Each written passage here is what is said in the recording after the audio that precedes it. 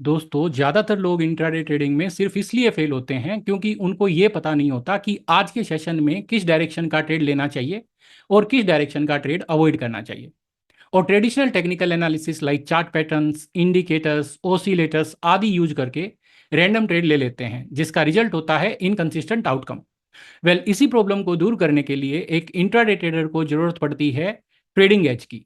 और मेरा कमिटमेंट है कि इस वीडियो सीरीज के माध्यम से मैं आपको वही ट्रेडिंग एज डेवलप करने में हेल्प करूं।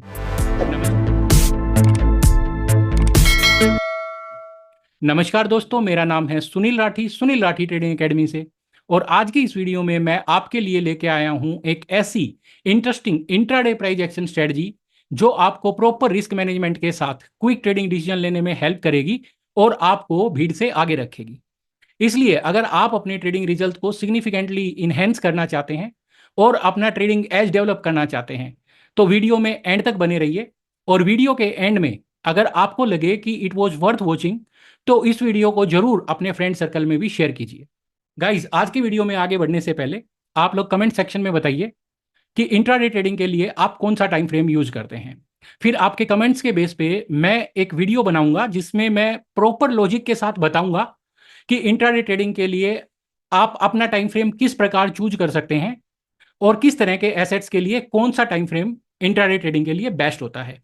तो आज फटाफट आ जाते हैं पहले कुछ एग्जांपल्स पे।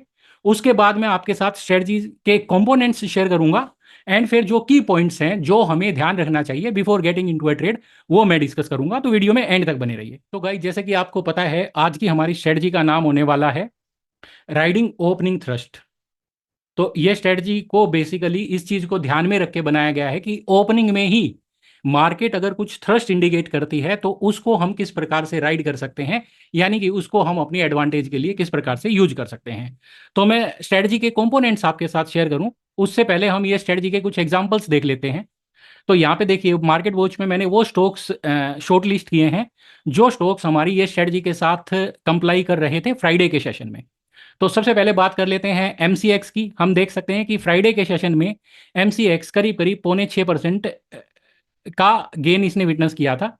इसके बाद के आई एम एस है, ये 1.79% के गेन के साथ क्लोज हुआ।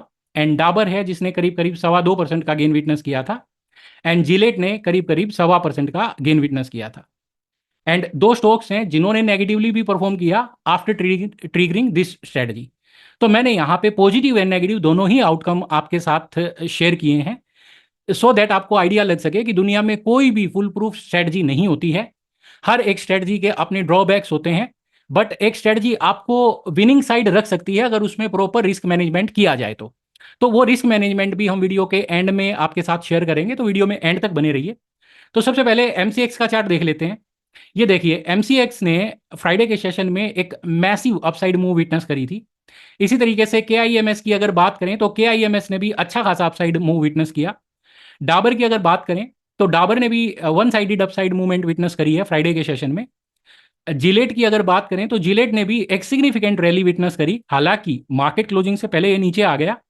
फिर बात करें अगर जेबीसी फार्मा की तो जेबीसी फार्मा ने यहाँ पे थोड़ा फेक आउट किया, ऊपर जाने की कोशिश हुई एंड फिर नीचे आ गया।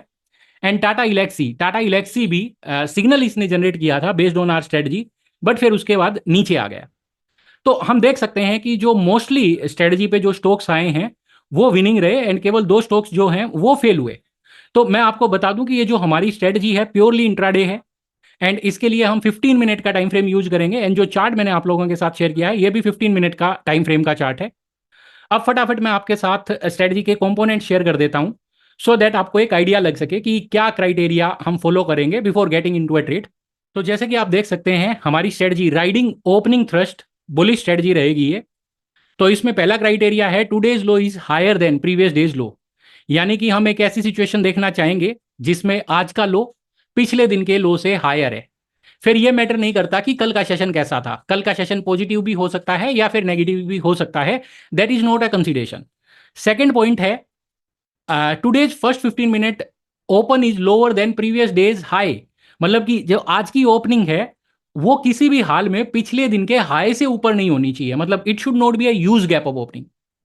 एंड दूसरा क्राइटेरिया ये है कि आज की जो ओपनिंग है कल के लो से हायर भी होनी चाहिए। तो इन शॉर्ट में ये कह सकता हूं कि आज की जो ओपनिंग है ना वो कल के सेशन की रेंज के अंदर ही रहनी चाहिए, कल के सेशन के हाई के ऊपर या कल के सेशन के लो के नीचे नहीं होनी चाहिए। टुडेज फर्स्ट 50 मिनट कैंडल या फिर today's first 15 minute low is lower than previous days close. फिर थर्ड पॉइंट हमारा ये रहेगा कि आज का जो पहला 15 मिनट का कैंडल बनेगा उसका लो पिछले दिन के क्लोज से लोअर होना चाहिए। मतलब कि ये ऐसी स्ट्रेटजी है जिसमें I do not want to see a gap. अभी तक हमने जितनी भी स्ट्रेटजीज डिस्कस करी हैं वो सारी की सारी स्ट्रेटजीज गैप बेस्ड थी, बट ये पर्टिकुलर स्ट्रेटजी में we do not want to see a gap, बिना गैप के ये स्ट्रेटजी को हम ट्रेड करना चाहते हैं। फोर्थ पॉइंट है today's first 15 minute close is about today's open, यानी कि पहले 15 मिनट का जो क्लोज होगा वो 15 मिनट के ओपन से हायर होना चाहिए। इसका मतलब ये कि जिस कैंडल को हम कंसीडर कर रहे हैं सिग्नल जनरेट करने के लिए, it has to be a bullish candle. Okay, and हमारा फिफ्थ एंड लास्ट पॉइंट है today's first 15 minute close is higher than previous day's high. मतलब कि पहले 15 मिनट की कैंडल ऐसी होनी चाहिए जो पिछले दिन के क्लोज से लोअर लो हिट करे, बट पिछले दिन के लो से हायर लो हो, एंड साथ में पहले ही 15 मिनट में मार्केट पिछले दिन का हाई क्रॉस कर दे। अगर ऐसा होता है तो हम ये स्ट्रेटजी को ट्रेडिंग के लिए कंसीडर कर सकते हैं, क्योंकि जब भी देखिए मार्केट फ्लैट ओपन होके एंड पिछले दिन का हाई क्रॉस कर देती है पहले ही 15 मिनट में, तो इस तरीके की सिचुएशन को ओपनिंग थ्रस्ट बोला जाता है। एंड इसी ओपनिंग थ्रस्ट को we want to convert into a trade. अब मैं वापिस हमारे चार्ट्स पे आता हूं, मैं आपको दिखाता हूं कि कौन कौन से स्टॉक्स ने इस क्राइटेरिया को हिट किया था and how we could have entered into a trade. तो ये देखिए वापिस हम चार्ट पे आ गए। सबसे पहले एमसीएक्स की बात कर लेते हैं। तो हमें पहला 15 मिनट का कैंडल देखना था एमसीएक्स का। हम देख सकते हैं फ्राइडे के सेशन में एमसीएक्स अपने वेंसडे वेंसडे के क्लोजिंग से लोअर ओपन हुआ, एंड जो पहली 15 मिनट की कैंडल थी उसका लो पिछले दिन के लो से हायर था, एंड इसने फिर पिछले दिन का हाई क्रॉस कर दिया, तो it was good to go. तो इसके बाद इमीडिएटली अगली ही कैंडल पे भी जैसे ही अगली कैंडल ने इसका हाई क्रॉस करा, we could have entered into a buy trade. And ये जो हमारी फर्स्ट 15 मिनट की कैंडल है इसका लो जो है वो हम स्टॉप लॉस के तौर पे यूज कर सकते थे। ऐसे ट्रेड में हमारा टारगेट कभी भी हमारे रिस्क का डबल रहेगा, एंड या फिर हम अपने ट्रेड को 3 बजे तक होल्ड कर सकते हैं, क्योंकि ये इंट्राडे ट्रेड है तो उसको 3 बजे के बाद हम होल्ड नहीं करेंगे। तो ये देखिए एमसीएक्स ने एक सिग्निफिकेंट अपसाइड मूव विटनेस किया। उसके बाद अगला स्टॉक है कीम्स, KIMS। इसने भी देखिए फर्स्ट 15 मिनट का कैंडल है, ये एग्जैक्टली पिछले दिन के हाई के ऊपर क्लोज हुआ। तो यहां पे भी जैसे ही फर्स्ट 15 मिनट का हाई क्रॉस होता हम बाय में एंटर कर लेते, फर्स्ट 15 मिनट का जो लो है वो हमारा स्टॉप लॉस हो जाता। या फिर दूसरा क्राइटेरिया ये भी है कि अगर एक बार पहले 15 मिनट के कैंडल ने हमारी कंडीशन ट्रिगर कर दी है तो मार्केट अगर थोड़ा सा पुल बैक भी देती है तो we can get into a trade. यानी कि ये जो पूरा दायरा है इस दायरे में भी हम एक बाय ट्रेड में एंटर कर सकते थे 2260 2270 के आसपास। स्टॉप लॉस हमारा डे लो होता। इसके बाद फिर डाबर आता है। डाबर में भी हम देख सकते हैं कि इसने पहले ही 15 मिनट के कैंडल ने पिछले दिन का हाई क्रॉस कर दिया, तो यहां पे डाबर में भी हम immediately after first 15 minute candle buy कर सकते थे। आज का सेशन का लो जो है वो हमारा स्टॉप लॉस रहेगा, एंड टारगेट हमारा रिस्क का डबल रहेगा। इसी तरीके से हम बात कर लेते हैं जिलेट की। जिलेट ने भी पहले ही 15 मिनट में पिछले दिन का हाई क्रॉस कर दिया, तो ये भी एक बाय ट्रेड बनता था। जेबीसी फार्मा, जेबीसी फार्मा में हमने देखा कि इसने पहले 15 मिनट का हाई तो क्रॉस किया, बट पहली बात तो ये कि ये एक ट्रेंड कैंडल नहीं थी, एंड दूसरी कैंडल का साइज बहुत बड़ा था। तो इस केस में हम ये ट्रेड को अवॉइड भी कर सकते थे। एंड जो points to keep in mind हम शेयर करेंगे तो उसमें आपको पता चलेगा कि ये ट्रेड में भी हमारा सिग्नल ट्रिगर नहीं करती। इसके बाद अगला है टाटा इलेक्सी। टाटा इलेक्सी में भी हमने देखा कि ये स्टॉक ने पहले 15 मिनट में ही पिछले दिन का हाई क्रॉस कर दिया। यहां पे हम बाय में एंटर कर सकते थे, बट आज का डे लो हमारा स्टॉप लॉस हो सकता था। तो उस केस में जैसे ही मार्केट नीचे आई तो we could have exited with a stop loss. तो इस तरीके से हम ये इसको ट्रेड कर सकते थे। अब पॉइंट ये आता है कि आप ये स्ट्रेटजी को कैसे ट्रेड करोगे, क्योंकि आप जब ये स्ट्रेटजी को ट्रेड करने जाओगे तो you must have a scanner जो इस पोटेंशियल वाले स्टॉक्स को आपको आइडेंटिफाई करने में हेल्प करे। तो इसका स्कैनर हमने बनाया है। स्कैनर का लिंक हम आपको डिस्क्रिप्शन के साथ शेयर कर देंगे। हालांकि मेरी एक वीडियो है जिसमें मैंने आपको अपने स्कैनर्स बनाना भी सिखाया है। तो जो पॉइंट्स मैंने शेयर किए स्ट्रेटजी के, इन पॉइंट्स को अगर आप यूज करके अपना खुद का स्कैनर भी बना सकते हैं, मेरा वो स्कैनर वाला वीडियो देख लीजिएगा आप, मैं यहाँ पे उसका कार्ड लगा दूंगा। एंड अगर आप अपना स्कैनर नहीं भी बनाना चाहते तो वीडियो के डिस्क्रिप्शन में मैं आपके साथ स्कैनर शेयर कर दूंगा। तो वो स्कैनर आप यूज कर सकते हो। अब पॉइंट ये आता है कि अगर ये स्कैनर मैंने बना लिया तो किस टाइम पे मेरे को ये स्कैनर रन करना है। तो देखिए, इसमें केवल पहले 15 मिनट का हम वेट करेंगे, यानी कि 9:30 बजे के बाद एनी टाइम आप ये स्कैनर को रन कर सकते हो, क्योंकि 9:30 बजे के बाद किसी भी टाइम पे आपको सिग्नल मिल सकता है। एंड दूसरा ये कि कौन से स्टॉक्स पे ये स्कैनर को रन किया जाए। तो पर्सनली मैं टॉप 200 स्टॉक्स पे ये स्कैनर रन करना पसंद करता हूं, क्योंकि जब भी मैं इंट्राडे ट्रेड करता हूं तो मैं हमेशा उन स्टॉक्स में ट्रेड करना प्रीफर करता हूं जिनमें इनफ लिक्विडिटी मेरे को मिल जाए। तो जो टॉप 200 स्टॉक्स होते हैं उनमें इनफ लिक्विडिटी मिल जाती है, दैट्स वाई मैं हमेशा प्रीफर करता हूं टॉप 200 स्टॉक्स में इंट्राडे स्कैनर्स रन करना।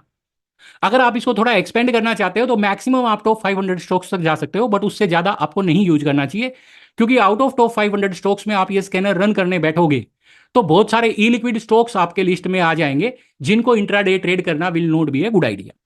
अब फटाफट उन पॉइंट्स का हम एक बार डिस्कशन कर लेते हैं, जो इंपॉर्टेंट पॉइंट्स हैं before getting into a trade we have to keep in mind. तो देखिए, ये कुछ इंपॉर्टेंट पॉइंट्स हैं जो आपको ध्यान में रखने चाहिए एक ट्रेड में एंटर करने से पहले।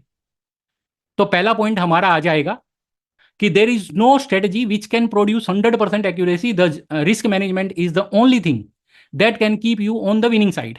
इसका मतलब यह है कि दुनिया में ऐसी कोई भी स्ट्रेटजी नहीं है जो 100% एक्यूरेसी के साथ काम कर सके, इसलिए आपको विनिंग साइड केवल एक ही चीज रख सकती है, एंड वो है आपका रिस्क मैनेजमेंट सिस्टम। क्योंकि जब हम इस माइंडसेट के साथ किसी भी स्ट्रेटजी को मार्केट में डिप्लॉय करते हैं कि देर आर चांसेस कि स्ट्रेटजी फेल हो सकती है, तो डेफिनेटली हम अपना प्रॉपर रिस्क मैनेजमेंट करेंगे, एंड जो भी लोग रिस्क मैनेजमेंट करेंगे अल्टीमेटली वो विनिंग साइड में रहेंगे। मोस्टली लोगों को सब कुछ आता है, बट वो प्रॉपर रिस्क मैनेजमेंट नहीं कर पाते, कहीं ना कहीं उनके इमोशंस बीच में आ जाते हैं, एंड उसका आउटकम ये होता है कि जो उनकी ट्रेडिंग स्ट्रेटजीज हैं उनका वो इफेक्टिव एडवांटेज नहीं ले पाते हैं। सेकंड पॉइंट कहता है first 15 minute bar as a trend bar is more preferable, यानी कि हमारी जो फर्स्ट 15 मिनट की कैंडल है, जिसको मैं सिग्नल कैंडल भी बोल सकता हूं, वो एक ट्रेंड कैंडल होनी चाहिए, यानी कि ट्रेंड बार होनी चाहिए, मतलब कि बार की जो रियल बॉडी है वो कम से कम भी 65% या उससे हायर होना चाहिए, उससे कम नहीं होना चाहिए।